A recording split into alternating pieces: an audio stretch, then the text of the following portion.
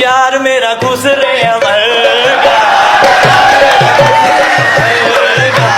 यार मेरा गुजरे अमर का, यार मेरा गुजरे अमर का। कदी उस पट ते कदी उस पट ते, यार मेरा गुजरे अमर का, यार मेरा गुजरे अमर का।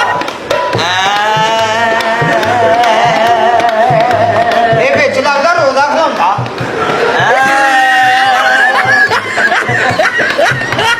पता नहीं जी कौन सा धंधा करता है, ਕੌਣ ਸਾ ਦਰਵਾ ਕਰਤਾ ਹੈ।